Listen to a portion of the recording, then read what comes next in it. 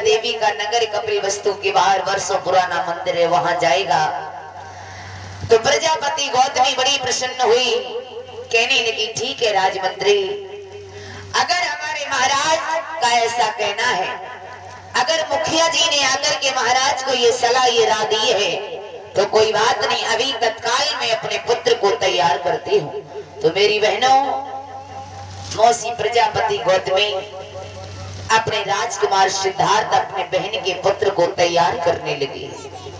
बढ़िया सुंदर से वस्त्र पहनाए, सर पर मुकुट बांधा, आभूषण गहने पहनाए। बेटा जब तैयार मौसी प्रजापति गौतमी करती है तो लाला ने मौसी से पूछा है।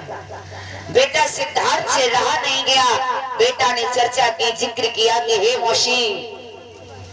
मौसी मुझे एक बात बताओ, आज क्या बात है, इतनी सुबह सुबह आप हमारा श्रृंगार बना रही हो, मुझे सजा रही हो, हमारे तन पर इतने सुंदर आभूषण गहने पहना रही हो, अच्छे अच्छे साफ स्वच्छ वस्त्र पहना रही हो।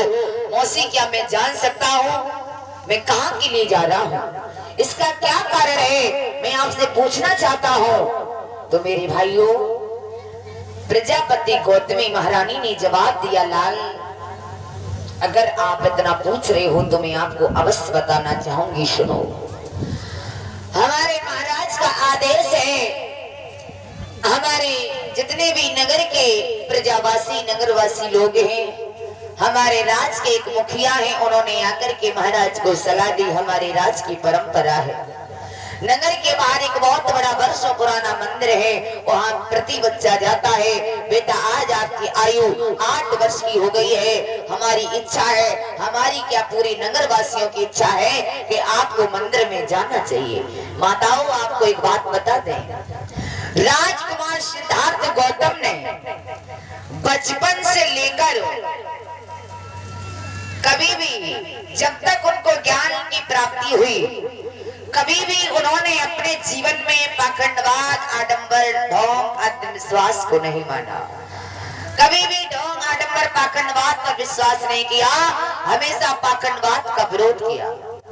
मेरे भाइयों, बुद्ध ने एक बड़ी सुंदर सी बात कही। जब भगवान बुद्ध को ज्ञान की प्राप्ति हुई, बुद्ध ने कहा कि मनुष्य को अगर दुख है तो दुख का कारण है, और अगर कारण है तो उसका निवारण जरूर है।